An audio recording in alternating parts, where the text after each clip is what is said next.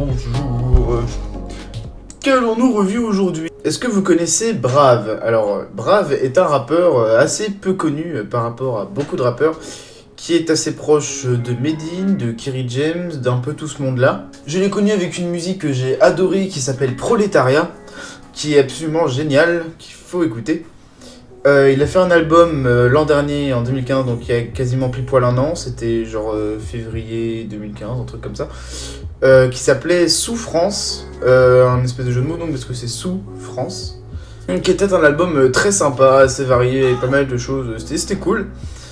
Et là il ressort un album donc finalement assez tôt, hein, puisque c'est juste un an après, donc c'est peu, c'était même pas une mixtape, hein, c'est vraiment 2 albums, qui s'appelle Error 404, et oui, avec un nom comme ça. C'est un album concept, c'est pas le premier album concept qu'on review, mais voilà. C'est un album qui se considère donc comme une sorte d'anomalie, d'où le titre, et qui tourne étrangement autour du nombre 404 et l'erreur qui va avec. L'album est constitué de 11 musiques qui font toutes 4 minutes 4, pour faire un album qui au final dure 44 minutes 44. Voilà, vous avez un peu le concept. Alors moi je suis friand d'anecdotes comme ça et j'aime beaucoup ça, mais après vous vous dites peut-être, et vous avez peut-être raison, à quoi ça sert musicalement? C'est marrant hein, à regarder, voilà 4 minutes 4 tout ça, mais à quoi ça sert? Et ben, on peut dire quand même que ça met toutes les musiques sur un pied d'égalité, ce qui est très intéressant. C'est-à-dire que c'est difficile de faire des musiques de transition comme ça, etc. Il n'y a pas forcément de musique de transition. Mais attendez, à ce sujet, il y a une musique qui s'appelle Intro. Mais pourtant, c'est pas la première piste, c'est la piste 5. Pourquoi y aurait-il la piste 5 qui s'appelle Intro? Eh bien parce que elle aussi se considère comme une anomalie. Donc vous commencez à voir le concept de l'album qui fait un peu des choses bizarres volontairement. À la place du coup ce n'est pas une introduction, c'est une musique de transition. Et c'est très bien comme ça parce qu'on a toute la première partie de cette musique qui effectivement aurait été une très bonne intro. Mais la deuxième partie est d'abord un petit peu noisy, ce qui est très original pour du hip-hop et j'aime beaucoup ça. Mais surtout elle est beaucoup plus longue et beaucoup plus douce. Et elle traîne vachement, au moins 1 minute 30 comme ça, avec juste des notes de piano et un petit peu un son noise. Donc elle aurait pas pu être une intro parce que genre c'est pas possible d'avoir une intro qui commence comme ça, qui fait monter la chose, puis au final laisser 2 minutes comme ça de calme avant la vraie piste, c'est pas possible. Donc à la place c'est une très bonne musique de transition et donc c'est super bien joué. Ouais, c'est vraiment bien joué dans l'album. Donc le concept de toutes les musiques sur un ton d'égalité, moi j'aime beaucoup ça, mais là on va arriver à un problème, c'est que Brave a pas vraiment réussi à rendre ça, à suivre son concept pour rendre ça assez bien. Parce que du coup, pour que toutes les musiques durent 4 minutes 4, il s'est efforcé à soit donc arrêter des musiques de manière abrupte, donc parfois on va avoir une musique qui est vraiment bien lancée, etc., et qui va s'arrêter avec un fondu très rapide et très dégueulasse, parce que le fondu c'est toujours une solution de facilité. Enfin toujours non, mais bref. Deuxième cas, comme vous en doutez, des musiques qui vont être rallongées, donc soit par une outro qui est plus longue qu'elle est censée être, soit encore pire par des blancs qui sont vraiment longs et qui sont du coup un petit peu dérangeants, vu qu'ils sont conséquents. C'est vraiment dommage parce que ce concept était vraiment une bonne idée, hein, je maintiens, mais du coup là, dans le cas de la plupart des musiques, c'est assez contre-productif et on se retrouve avec un album qui, alors qu'il aurait dû être justement très bien construit grâce à son concept, est moins moins bien construit que Souffrance par exemple. Donc c'est vraiment contre-productif, c'est le mot qui me vient. Alors pour parler des musiques en elles-mêmes, là encore malheureusement on n'est pas au niveau des musiques du premier album, puisque dans le premier album il y a vraiment des musiques que j'avais beaucoup aimées, hein, Tyler Durden, des choses comme ça, il y avait une référence à Rage Against the Machine, il y avait des choses vraiment sympas. Alors là j'ai bien aimé les musiques quand même, mais il y en a qui sont pas très marquantes, et il y en a par contre, bon c'est vrai, qui sont très jolies. Alors soit par exemple au niveau mélodique, donc la musique Error 404, hein, qui porte ce nom là, ou alors Delirium Tremens aussi, que j'ai bien aimé.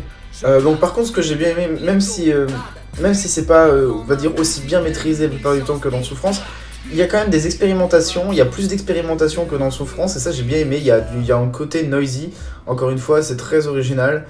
Par exemple dans Seigneur, une musique qui part un peu dans tous les sens parfois, il s'essaye aussi un petit peu au reggae, disons. Bon, il l'avait déjà fait avec À l'évidence dans Souffrance, mais c'était mi-blues mi-reggae, disons. Et là c'est dans Préviens les autres, la dernière musique qui a un côté reggae assez sympathique. J'ai pas tout dit, il y a pas mal d'expérimentations, je vous conseille d'écouter donc vous-même l'album. Je vous le dis déjà. Hein. Et donc voilà, hein, je sais pas trop quoi rajouter là-dessus. Je vais aussi mentionner une musique bonus, puisqu'il y a 2 musiques bonus. donc la musique post-scriptum. Ce qui va vous rappeler la musique de Kerry James. Bah en fait c'est une reprise de la musique de Kerry James, mais Kerry James avait lui-même repris cette musique de Brave, car en fait c'est Brave l'auteur à l'origine de Postscriptum. Voilà, même s'il n'est pas vraiment mentionné dans le dernier MC de Kerry James, c'est bien Brave l'auteur, y compris je crois de tout ce qui est instrumental. Mais là je suis pas sûr par contre. Et donc cette musique, du coup, si vous voulez encore une petite anecdote, c'est une musique bonus et c'est la seule qui va durer autre que 4 minutes 4 puisqu'elle va durer 8 minutes 8. Il faut aussi 808 mais aucun rapport parce que c'est pas du tout une frappe. C'est dommage, ça aurait pu être marrant ça par contre, ça aurait pu faire un petit truc sympa. Encore une petite anecdote, moi j'aime bien ça. Bref, mais bon c'était vraiment en bonus puisque la musique est une musique bonus. Donc conclusion déjà, c'est vraiment dommage pour le concept, c'est vraiment dommage parce que ce concept qui est un très bon concept a disons amené l'album dans des impasses. Même si on sent qu'il y a quand même une très bonne intention derrière, et c'est ça que j'aime bien chez Brave, il est très honnête dans ce qu'il fait. Bon, j'aime bien aussi beaucoup les expérimentations, mais il y a moins de moments marquants que dans le premier album. Donc au final, pour moi, c'est clair que le premier album est mieux, mais ça ne veut pas dire que cet album ne vaut pas l'écoute. Justement, il vaut l'écoute, et je vous conseille de vous faire votre propre avis dessus. Puisque ce concept est intéressant, et il y a peut-être des choses... ça donne peut-être des idées de concept pour des futurs albums en ce qui concerne les temps des musiques et la construction mathématique d'un album. Enfin bref, ça peut donner des idées quoi. Et donc il mérite l'écoute. Et donc je vous conseille tout de même cet album. D'autant plus que je l'ai pas dit, mais parce que j'ai même pas parlé du côté hip-hop, etc. Mais bon, on est loin des clichés qu'on peut entendre dans beaucoup de musique de hip-hop. Et en plus, il garde un flow assez unique, un style Brave. Il a son propre style. Et un bon flow de toute façon, donc si vous êtes, disons, fan de hip-hop avant tout, avant d'être quelqu'un de plus expérimental ou quoi, eh bien ça reste un bon album que vous pouvez écouter également. Et on enchaîne avec le deuxième album, donc, qui est 10 Ways to Steal a Home Plate de Wolfgang Gartner. Donc Wolfgang Gartner est un DJ qui a été plutôt connu par le passé, on va dire autour de 2010-2011, plutôt 2010 même, qui a fait Animal Rights avec Deadmau5, qui est une musique donc, qui est énorme, une super collaboration. Il a fait un premier album de Progressive House qui est quand même très sympa, avec un style bien à lui, il y a des années. Il a aussi remixé la 5e symphonie de Beethoven, donc la 5e symphonie de Beethoven en elle-même est un chef-d'œuvre très connu, hein, évidemment. Et il l'a remixé de manière très sympathique, et donc le résultat ouais, est excellent. Et il sort un album alors que tout le monde l'avait oublié, Wolfgang Gartner, alors qu'est-ce que ça donne ? C'est nul. Album suivant, non je rigole. Je rigole mais pas tant que ça ceci dit, parce que je vais pas non plus m'attarder dessus beaucoup, parce que en fait cet album est ultra générique. Soit de l'électro house classique qui a minimum 3 ans de retard, soit c'est juste ultra radio-friendly dans tous les cas quoi. Ultra formaté, vu et revu, je sais même pas... Je vais même pas parler des musiques en elles-mêmes, j'ai même pas retenu les noms tellement je m'en fous. Honnêtement je me suis vraiment fait chier à écouter cet album, il y a vraiment rien de spécial, rien d'original. Donc j'ai été vraiment déçu, ça mérite pas d'être sur un album ça mérite d'être dans un mix tout au plus et même pas quoi. Donc franchement en écoutant je me suis dit il est loin le temps de Devil's Den, la collaboration avec Skrillex et Ilmerica qui est sa musique la plus connue de son premier album. J'ai retenu en fait de l'album que Unholy qui est une musique plutôt pas mal. Bon il y a pas de quoi c'était au plafond non plus. Wolfgang est un artiste donc, qui n'a absolument pas su évoluer. Donc je vous conseille d'écouter Weekend in America, comme ça, son premier album, et qui est encore une fois plutôt cool. Alors que cet album-là sera très vite oublié. Raison de plus pour passer déjà à l'artiste suivant, qui n'est pas des moindres. Nous allons review Opus, le dernier album de Eric Prydz. Donc Eric Prydz, aussi nommé Pryda, est un artiste de house et de trance et de trucs comme ça, binaire. Quand je dis binaire, ça veut juste dire kicksner, hein, c'est pas péjoratif, hein, c'est le terme technique. Il a fait une grosse compilation dans les années 2000, qui est Eric Prydz Present Pryda, je crois que ça s'appelle, qui n'est pas vraiment un album. Il était connu à l'époque pour sa musique Bjanou, que vous connaissez tous, j'en suis sûr. Et si le nom ne vous dit rien, et ben, je vous conseille juste d'aller écouter sur YouTube Bjanou, P-J-A-N-2-O. Enfin bref, allez écouter vous-même parce que je chante pas forcément très bien. Donc c'était une musique de house absolument énorme, progressive house énorme, j'adore, c'est génial. Et là il revient donc un peu tard quand même, hein, avec un album qu'il a mis 6-7 ans à faire, et je vous dis ça parce que c'est important, parce que certaines musiques vont quand même donner l'impression d'avoir un certain retard aussi. Comme Wolfgang Gartner, mais il n'y a rien à voir, parce que Eric Prydz c'est quelqu'un de très bien. Donc on a un disque qui est en majorité de trance, et de toute façon quand c'est pas de la trance c'est de la house. Pour un disque de 2 heures. Oui, un album de 2 heures donc aujourd'hui, et c'est pas un double album parce qu'il me semble qu'en fait il se vend pas en disque, enfin j'ai pas vraiment fait gaffe, mais il me semble qu'en fait on ne peut que l'acheter sur internet, mais je suis pas sûr de ce que je dis. Alors bon, qu'est-ce que ça donne cet album de 2 heures, parce que c'est quand même un gros challenge. Eh bien, tout d'abord on a de la bonne trance, de la bonne house à l'ancienne, qui est complètement maîtrisée. Alors c'est ça mon premier point en fait, c'est que rien n'est aléatoire en fait dans ce qu'il fait. Toutes les musiques sont vraiment très bien maîtrisées quoi. Je veux dire, on a de la trance qui est puissante, qui est mélodique, on a de la house avec... Il y a quelque chose qui est assez particulier d'Eric Prydz, c'est que là où la majorité des artistes de house et de trance jouent sur une émotion plutôt épique, ouais plutôt épique quoi, eh bien lui, il décide plutôt de faire des musiques souvent très joyeuses en fait. Et là on pourrait croire que ça fait un peu... que c'est un peu ennuyeux, ben en fait non. C'est une grande bouffée d'énergie en fait, sa musique, à Eric Prydz. C'est vraiment... c'est extrêmement joyeux quoi, ça vous donne envie de sauter un peu partout. Parce que en plus c'est vraiment puissant, il y a la puissance qui va avec, donc c'est vraiment génial.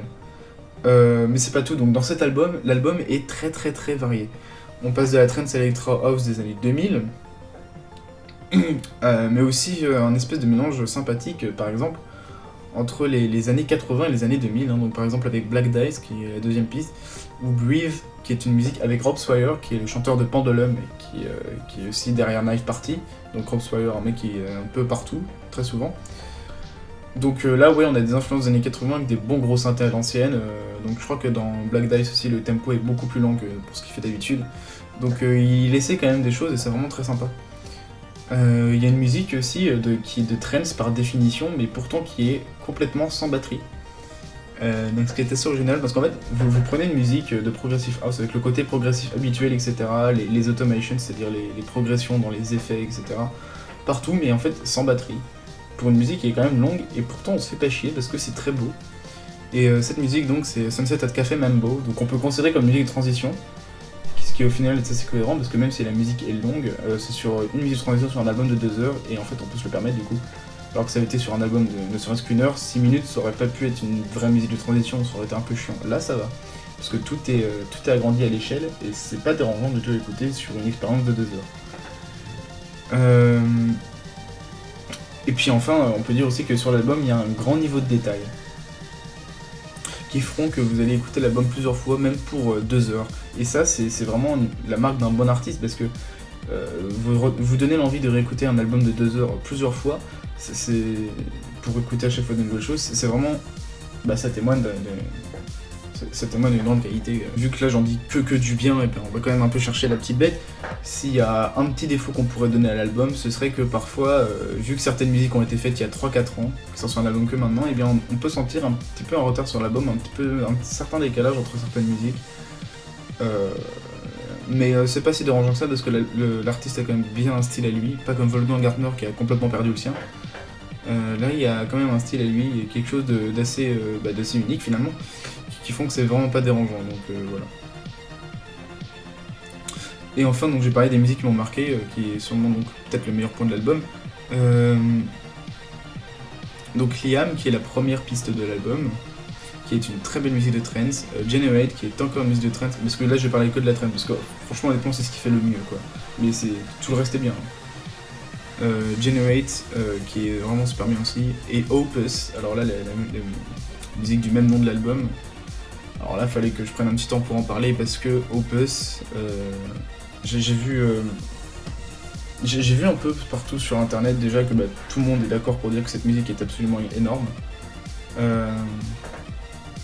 Et j'ai même vu certaines critiques et des commentaires sur YouTube, etc., qui disaient que cette musique pouvait être considérée comme le nouveau Strobe. Strobe, juste au cas où vous connaissez pas, c'est peut-être la musique la plus connue de Deadmau5 avec Ghost and Stuff, mais en tout cas c'est considéré comme un chef-d'œuvre, peut-être le chef-d'œuvre de Deadmau5, l'œuvre finale de son meilleur album qui est For Lack of a Better Name, dont je parlerai un jour, qui est une musique de progressive house absolument énorme. Et c'est vrai qu'il y a beaucoup de points communs entre Strobe et Opus, les deux étant absolument magnifiques. C'est peut-être à juste titre qu'on pourrait dire que Opus est le nouveau Strobe. Strobe. Donc, je sais pas du tout comment ça dit même avec l'accent anglais en fait, Strobe. Et cette musique est vraiment magnifique. C'est la définition d'une très bonne musique de progressive trance. Donc on a une progression tout d'abord dans le tempo, puis au final après ça part donc dans ce que je vous disais, donc un côté assez joyeux, à la fois épique et joyeux celle-là, et ça c'est une énorme bouffée d'énergie, c'est vraiment génial quoi. Je sais pas comment on peut pas être entraîné et avoir, enfin on se sent vivant quand on écoute cette musique, c'est incroyable. C'est vraiment, c'est un hymne quoi, c'est un hymne à la joie, sans référence à la musique classique du même nom. Vraiment une musique extrêmement vivante quoi, et c'est incroyable quoi. Et on écouterait presque l'album, mais juste pour entendre celle-là, quoi. Enfin, moi, ça me dérangerait pas d'attendre 2 heures d'écouter de la musique juste moyenne, si les musiques étaient moyennes, mais c'est même pas le cas, juste pour attendre celle-là, quoi, parce que c'est vraiment super. Bon, alors, conclusion, du coup, de cet album. C'est une expérience de 2 heures de musique house trance, faite de sons magnifiques et entraînants. Donc c'est souvent joyeux, donc, et ça vous donne une très grande énergie, et pas seulement Opus, hein, mais un peu tout l'album. Donc juste histoire de vous raconter ma vie, mais si tout le monde s'en fout, mais c'est juste pour vous témoigner ce que moi j'en ai ressenti. Je suis parti courir, j'ai mis l'album et je voulais rentrer au bout d'1 heure. Et au final j'ai couru pendant 2 heures non-stop juste parce que j'avais pas envie de rentrer et à la place j'avais envie de courir en écoutant la musique quoi. C'était une putain d'expérience d'ailleurs. Franchement c'est un sérieux concurrent pour être le meilleur album trance et house du moment. Et donc franchement écoutez-le. Probablement, c'est même sûr, c'est le meilleur album des 3 que j'ai revu aujourd'hui. Fan de house et trance ou non, écoutez cet album, et il est génial. Alors si vous avez vraiment la flemme d'écouter 2 heures de musique, même si bon, des fois il faut un peu se forcer, écoutez au moins Opus. Voilà. Opus, sur YouTube. C'est déjà la fin de cette review, hein. Enfin je sais pas combien de temps il dure, bref. C'est vrai que j'en fais un peu moins qu'avant, mais un petit peu moins d'albums qui m'intéressent qu'avant.